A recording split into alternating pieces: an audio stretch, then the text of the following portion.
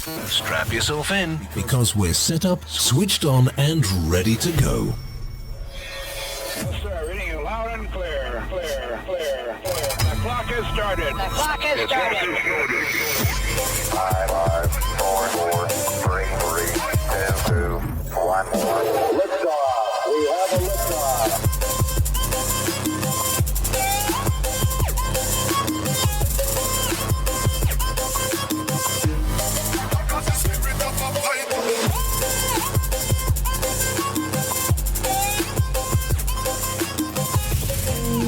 You are now tuned in to this week's episode of our podcast. Today we are going to interview some of the greatest and most influential minds in our field. By sharing our collective expertise, we will show you how to harness, control, and use your own skill set to achieve ultimate success and live the life you want. And now, please welcome your host. Welcome to this week's Smallest Cast podcast. This podcast is designed for small government contractors, service providers, and manufacturers as part of the government contractor ecosystem, connecting people, organizations, and resources. I'm your host, justnate, and this week we are coming at you guys remote, a little bit different. Normally we do these things in person, but we have the capability going remote. And we have Mr. Raymond Wolfgang. He's a systems engineer with one of our national labs. Welcome, Raymond. Thank you, Nate. Glad to be here. No, this is awesome. So, Raymond, how did we get introduced to each other? What's the connection here? Sure. Well, I had the good fortune to cross your path at a local INCOSE. That's the International Council on Systems Engineering. It's a professional society for systems engineers. We met at a regional conference up in Golden, Colorado, several weekends ago. Yes, I believe it was the Western region, Western States. Yeah, the Western States Regional Conference. There you go. Okay. Yeah, that's right. That's where I think I gave a presentation. You were in attendance that day. Yeah, that's right. We both presented, and just very impressed with what you're trying to do. So. Well, cool. So, Raymond, how long have you been part of INCOSE? Been part of INCOSE, the society, probably for about 10 years, on and off. Pretty active, okay. Probably for the last 3 or 4. Okay. So we, I want to say I've been an INCOSE member since 2008, somewhere around there. All right. Okay. So nice. not a whole lot longer, just a little bit longer. I think I got my first. I became a certified system engineering professional through INCOSE, a CSEP. I got that, I want to say 2010 timeframe. So I've been a CSEP for about 12 years now. Oh, nice. Okay. I came along a little later. I got my CSEP. Actually, I just did my first renewal. So it's about 3 years and 2 months. So nice. Finally, no, it was kind of interesting when I took my CSEP and passed it. I studied for about a year to do the exam. And I passed, and I think I was like number 882 in the world that had the CSEP. So, oh, right. Okay. I know there are a lot more than that now. So, but it's a very interesting certification process. So, yeah, well, it was helpful because it forced me to learn a common vocabulary, how INCOSE does systems engineering. I'd spent a lot of time in my current employer, and then about 5 years in the previous one, and mostly in military defense, and they have their own lingo, and they do the same systems engineering, but they sometimes they call it something different. So for those of you guys that don't know, the theme this year at the Western States Regional Conference was Rise Above the Buzzwords. And what that really means is, and when I first started system engineering years ago, my background, I've got a background in electrical engineering and just designing very large systems. So I actually went back to school, got a master's degree in system engineering, and found out what a true system engineer was. Typically, you get people that are modeling sim guys. They call themselves system engineers, right? And especially right now, one of the big buzzwords is MBSE, model-based system engineering. So there's little sects within. Even though you might be a system engineer, that doesn't mean that you're in the field. It doesn't mean you're just doing modeling. Doesn't mean that you're just doing this or that or the other. I think there's a wide array. So Raymond, what do you do at the National Labs as a system engineer? No, thanks. I agree there's a wide array. Right now, I have some assignments involving some requirements work. I'm on a program that basically is developing a transport system. So we transport sensitive items. The Okay. use cases is something that I'm working on, and what they are is they basically describe at a high level, like in a flow chart, in a process flow. Okay, what are the steps? So, for instance, let's say we're at a quarry. Okay, we're trying to move gravel around. We got these big trucks pulling the quarry. Well, there's a process. You pull the truck in, you pull up to the area where there's some gravel, and then you move the backhoe, the equipment. You secure the door of the truck so the gravel doesn't just come out the back end.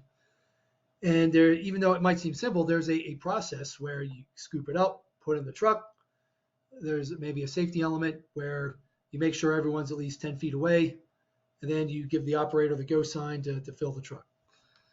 So the use case would just be documenting that flow where you have picture across the top.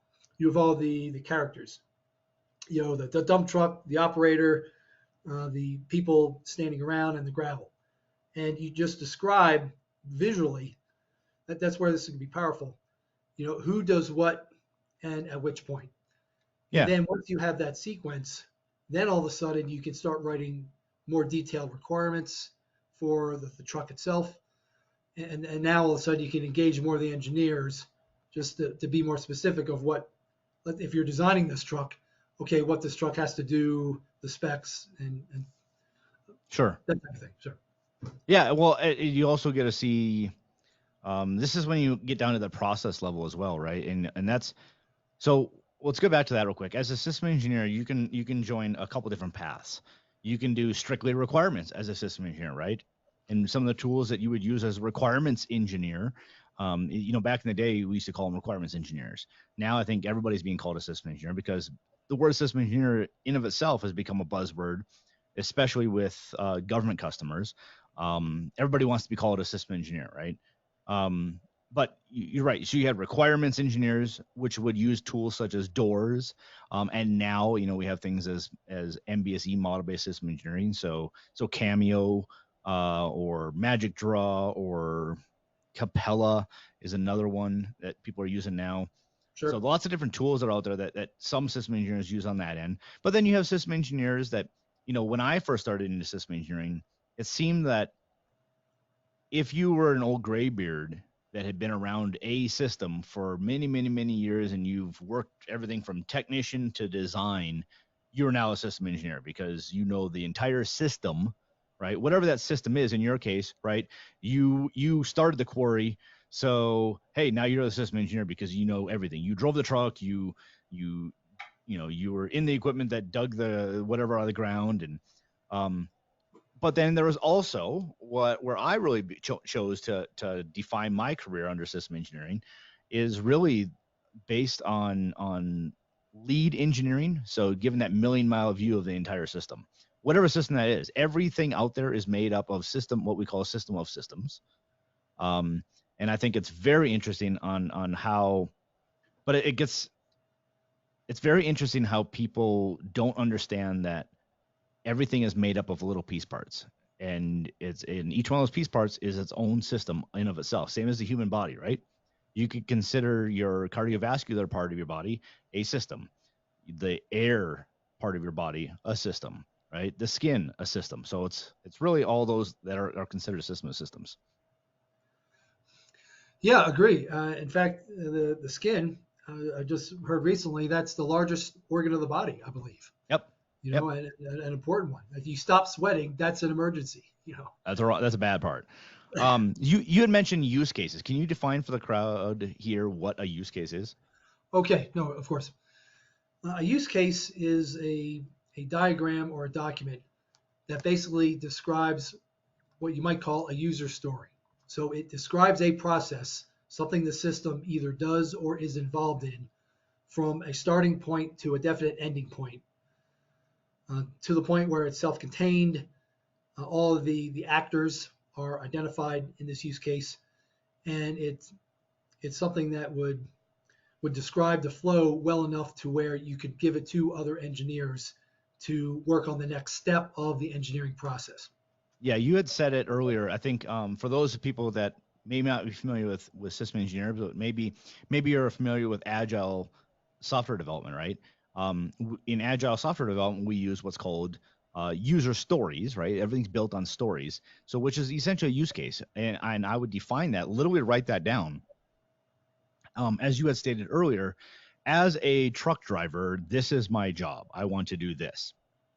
As a truck driver, I want to now unload. Here's the process for that. As a truck driver, I need to refuel my rig. Here's my process for that.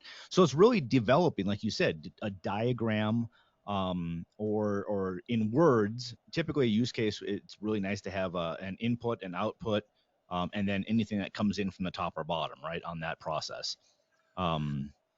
Yeah, that's right. You'd have the inputs, but the outcome for the use cases, why we do them, and if I can use your example, is that when we describe, the driver has to do this, refuel, obey the safety laws.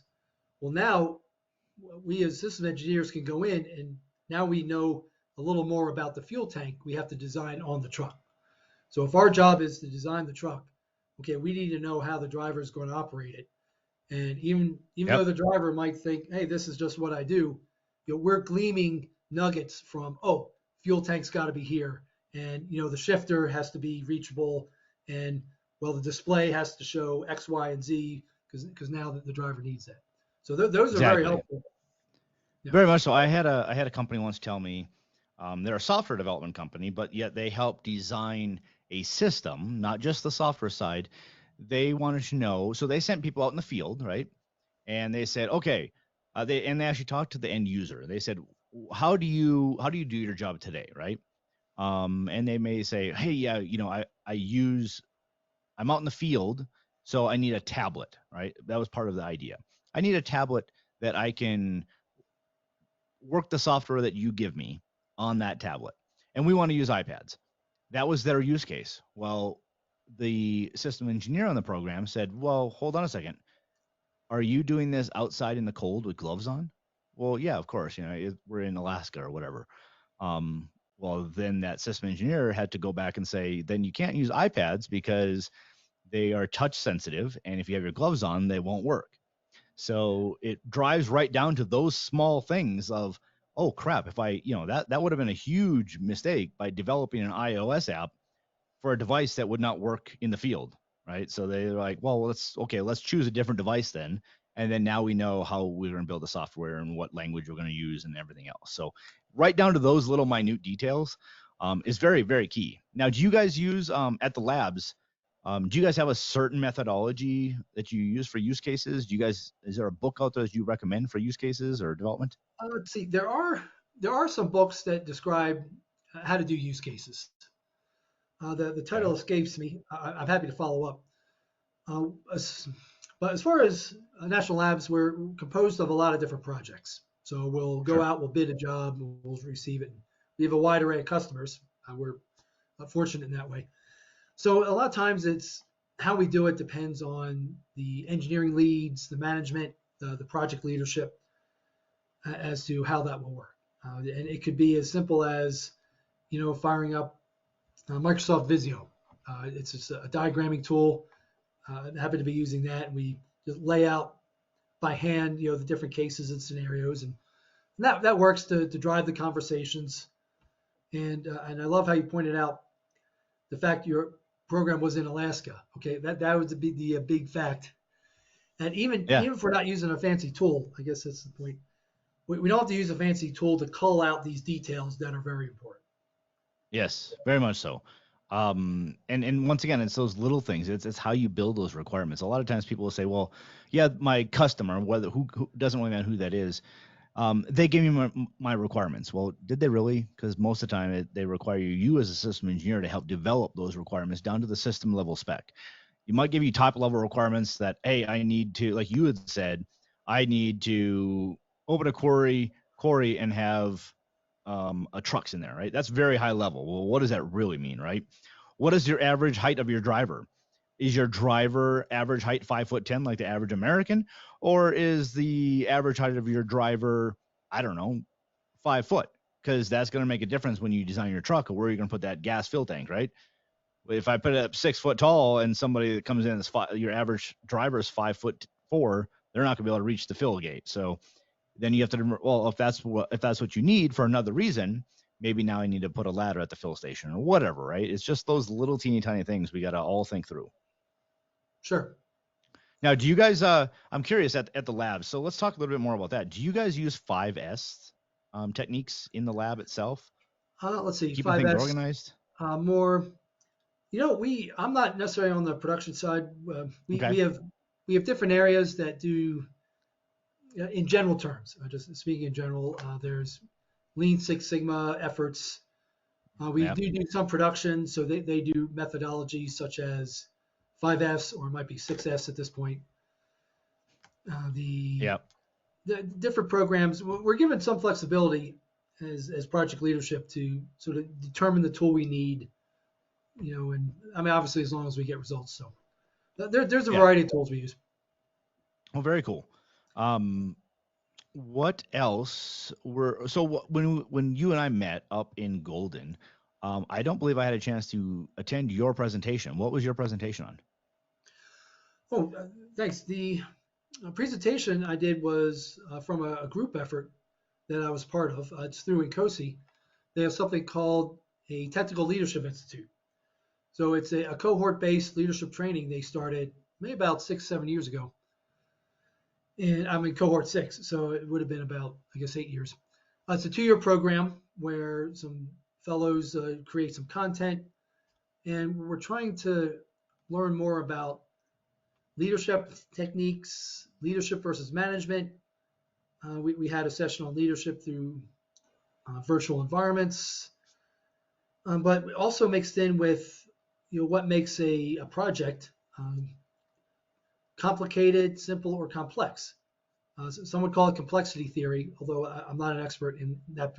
I'm not an expert in complexity theory, but there's a model called Knafin, and it was Dr. Snowden, I believe, created it. There's YouTube tutorials, and that describes different entities, whether it's simple, complex, complicated, or chaotic. And there's a flow between the two. And we're trying to blend, leadership techniques into assessing, the projects that we're on. And if we're on a complex project, well, then how do we lead that? Is it more collaborative? Is it more directive? So that was the cohort. And the theme of my presentation was, identifying a collaborative systems thinking culture. And that if you're on a large program, if there is complexity, that sometimes going to a little bit more collaborative culture rather than more a hierarchical one that U.S. aerospace defense has as its almost as its DNA. Yeah, that can maybe help your project. And so we lay out what that is, and then we lay out a change model to where if you want to implement this in your organization, you can use these steps. Okay.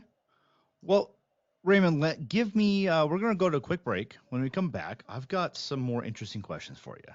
We'll be right back. Right on.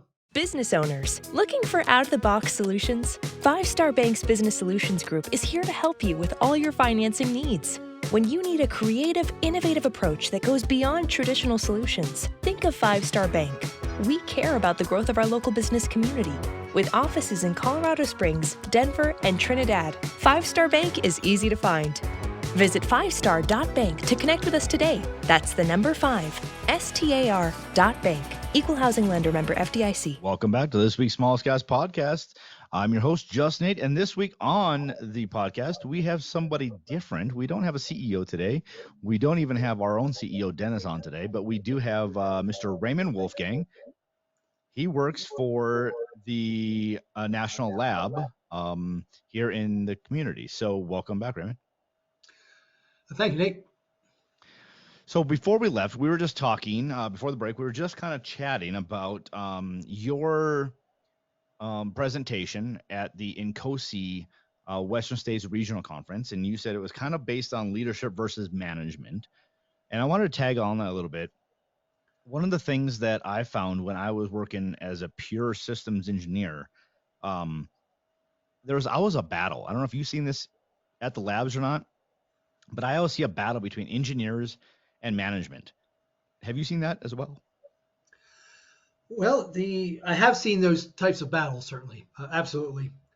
We're not exempt from the laws of program Sure. physics or human And not nature. specifically at the labs. I'm just saying in general, as an engineer, system engineer, have you seen that? I Sure. mean, where I come from, I worked for a very large contractor at one point. That's where I started my career on a DoD contractor.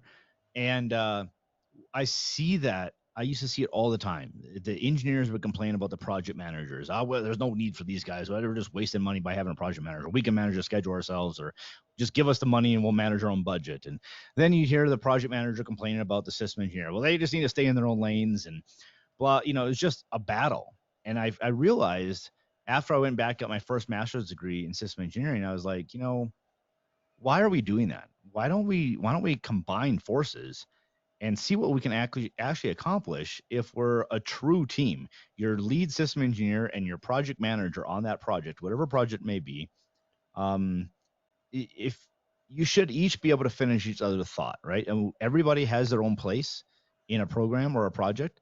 But I think if you combine efforts and just stop the internal fighting, and I say I use the word fighting in generic terms, obviously, as this is not fist fighting, but Sure. the point of just stop having the conversation about, well, what's the point of him or her, or we could do it all ourselves, and just come together as a team. And if you're cohesive and communicating with one another, I find you can move so much quicker and get so much more done.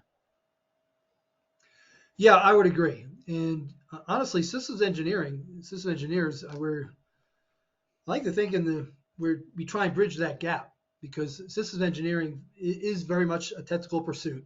We're engineering a system, we're being creative, but there's a half of systems engineering that's very process related. Okay, we start with needs, and then we derive requirements from there. And then we have a testing schedule. So system engineering, in my experience, we liaise with the project managers, the project controllers, and we carry that technical flag on behalf of the mechanical engineer specialist or the computer engineering programmer. Yeah. And that's part of the enjoyment of the job is we get to do the big picture, and sometimes we're working those trades. We can't have 500 requirements that cost 2 million to verify. We gotta come in under budget. Yep. So Did you? yeah, go ahead. Oh, I was just gonna say, did you ever get to the point in your system engineering career where um, you're kind of helping direct all of the different aspects of this? And if so, was there a tool that helped you as a system engineer to manage your workload, if you will? Sure. I've not yet really been the systems engineering lead on a major program. Okay. That's I would describe myself as mid-career, a bit of a more senior position there. Their position would be to balance the technical trade-offs, work with cost and schedule, and just lead the technical work, lead the technical Okay. activity. But I have been responsible for requirements. I had to Okay. revise specifications, particularly there was one where it was just outright rejected. It was unexecutable. Okay, well, it's my job to go in and fix it. So we use a lot of Doors Classic, uh, which has a very strong base in the industry. And sometimes we just use Excel to get traceability. So we'll take what the customer gave us, put that in a spreadsheet, and then trace it down to the requirements that we feel satisfy what the customer wanted. Look for gaps, and so there are some tools that are very good with traceability. And actually, that was what my presentation was essentially is I consider the word, as I said before, system engineering to be a buzzword right now. And that's because, and the reason why I say that is because everybody seems to call all their engineers, especially the big boy contractors. They used to have electrical engineers, mechanical engineers, and civil engineers or whatever, grounding engineers, triple E engineers. But now it's like, oh, everybody's a system engineer. And I think it's part of the reason is because I think on the scale of engineering, system engineering typically makes more as an annual salary. So everybody wants to be a system engineer. Yeah, I remember that salary survey came out a couple years ago. It was a scooch Yeah, higher than electrical. exactly. So that's why I got my undergrad in electrical and then my master's in systems, right? Just to make sure I could, if I did have to fall back down, I'd just follow a short way, not all the way. Um, but you had mentioned traceability. I'm very curious about that because that's what part of my speech was on, and part of my presentation was MBSE, model-based system engineering. I've got lots of opinions that I probably won't air them all here just because I don't want people getting hate mail, because I think there's a place for model based system engineering. I don't think that place is on every single project, every single program, just because I think it drives cost, obviously. But I'm more interested when it comes to just so I actually, so Raymond, a little bit of my background. I used to, for 15 years, I was one of the lead system engineers on designing and building entire ground-based satellite tracking stations. So from everything from design efforts to development to building the facilities as well. Oh, So I had nice. to know Okay, system, I sure. had to know civil engineering, I had to know mechanical engineering. All of those systems I'd have to be part of, not only the development but also install and test and integration and but one of the things I'm running into right now, because model-based system engineering is becoming big now, it used to be called mod and sim at most companies, model and simulation, before MBSE was a thing. But what I'm interested in right now is model-based system engineering. If let's say Magic Draw or Cameo, it's a very, very popular tool right now that the DoD is using. What I'm seeing the problem is once I go to deliver, right? I've got my model-based system engineer, system my models, but then I have my technical data package, my TDP. That's what I deliver every single time, right? At the end of a project, I deliver drawings, tech orders, which is the manuals, essentially how to use the system. PMIs, this is how you maintain the system and how often you do things on it. We used to deliver all of that. Big thing in the military is the drawings, your DWGs and your parts list, and wireless and interconnect. Those are the four big documents that we would always deal with.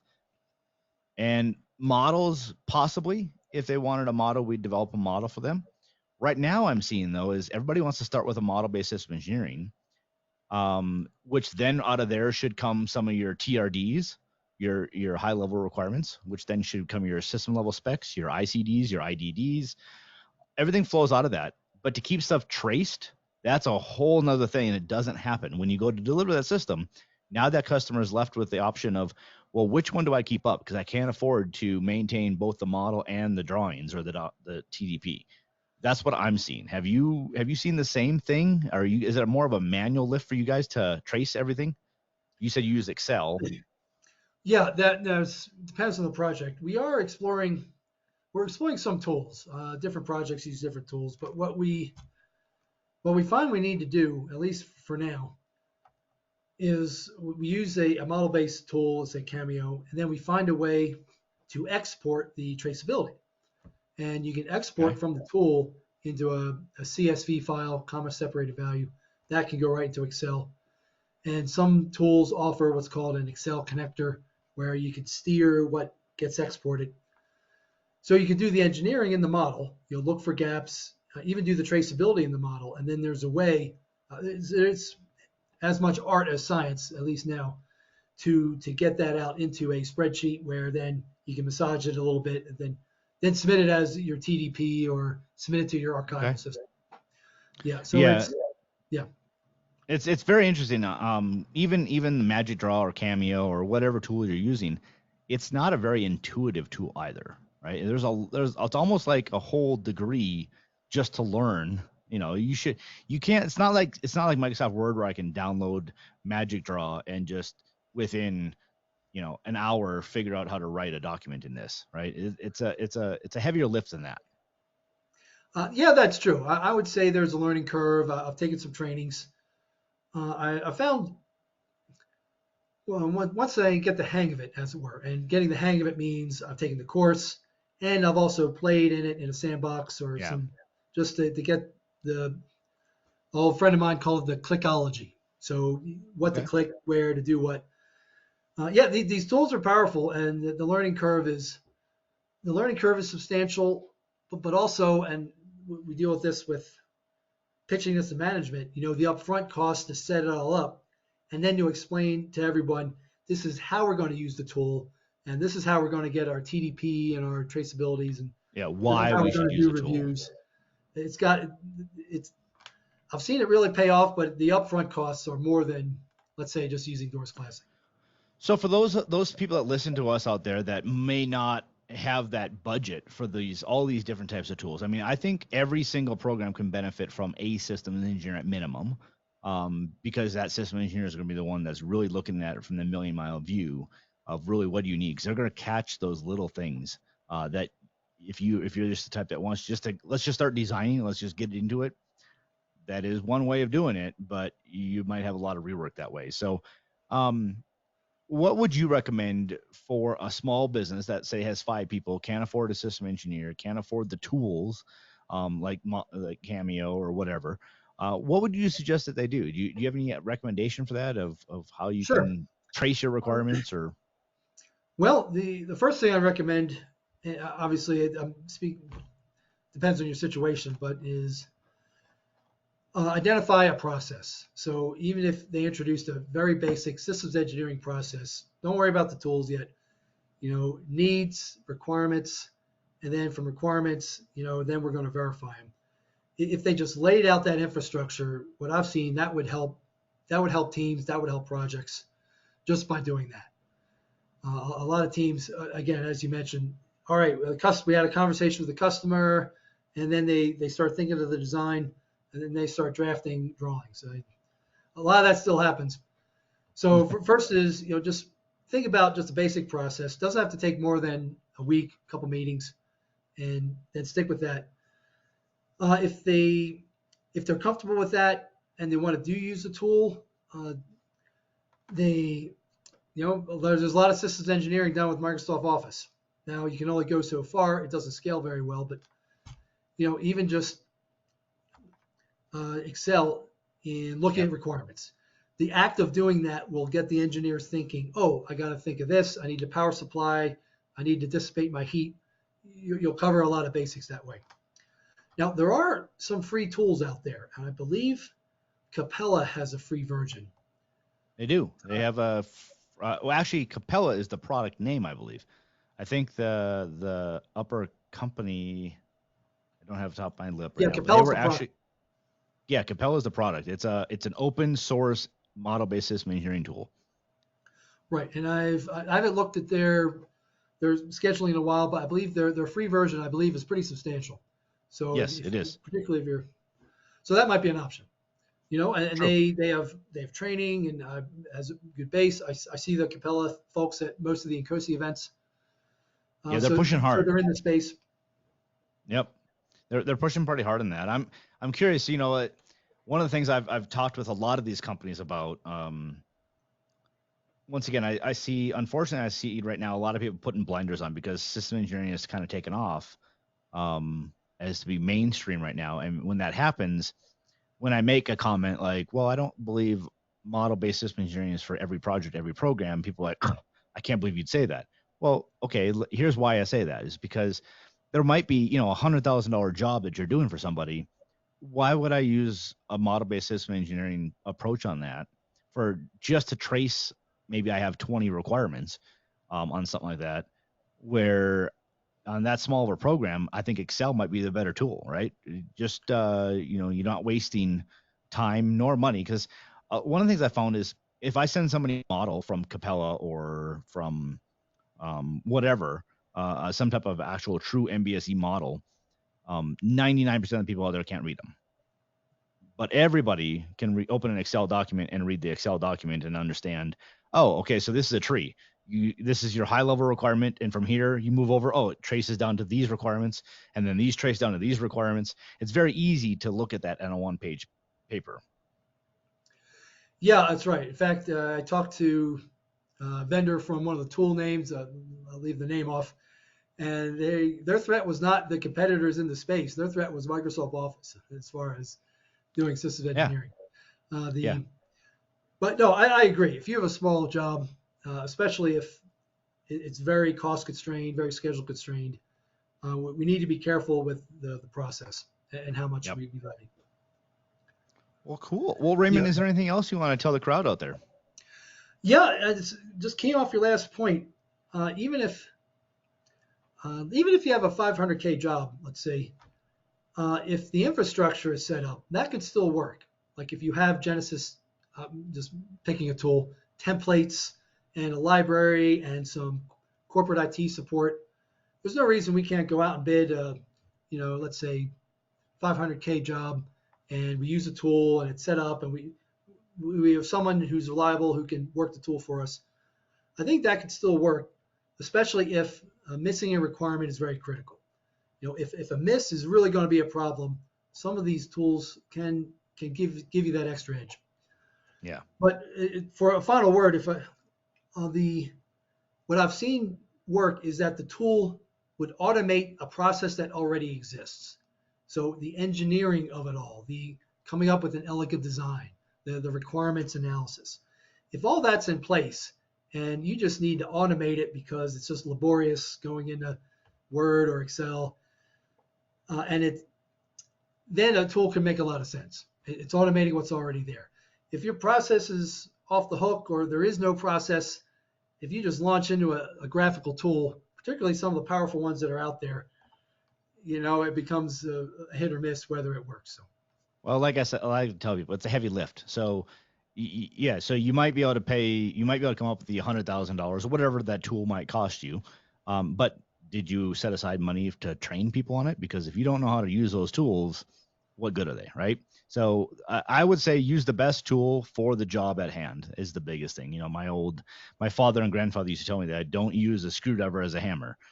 Use the right tool for the right job. So don't try to put every tool through the exact same process. So, and I'm going to steal one of your words that you said you stole from a friend, that clickology. I like that. That's how a lot of us learn, right? Is get in there and start clicking away. Hopefully you don't ruin something. Get a sandbox, like you said, and just start clicking away. Sure. Well, and each tool has its own different way it does things, so that makes sense. Exactly. Raymond, how can people get a hold of you if they want to reach out and have more questions for you? Oh, you have a LinkedIn profile? Or? Thank you. LinkedIn is where I'm most active. It's Okay. Raymond B. Wolfgang. I do have a small YouTube presence. Learn Systems Engineering, so I have some videos up there. So I do have a channel. I'm also at Incosi. I have an Incosi email, raymond.wolfgang@incosi.net. LinkedIn is a good one. And other than that, if you catch me at an Incosi event, I try and attend those pretty regularly. And also, worst case, Instagram, Raymond B. Wolfgang. Nice.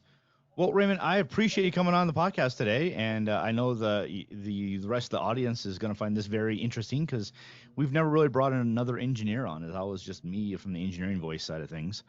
But it's very interesting to get somebody else's perspective of how things are moving right now, and it's going to help some of those small businesses really understand what they're up against right now when they're going after some of these programs. So I appreciate it.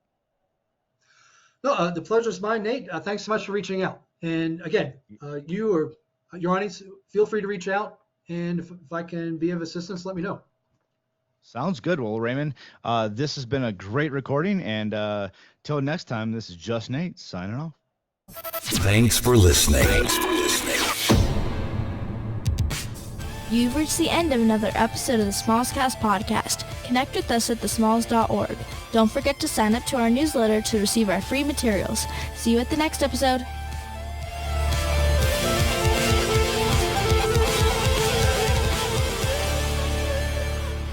See you at the next episode.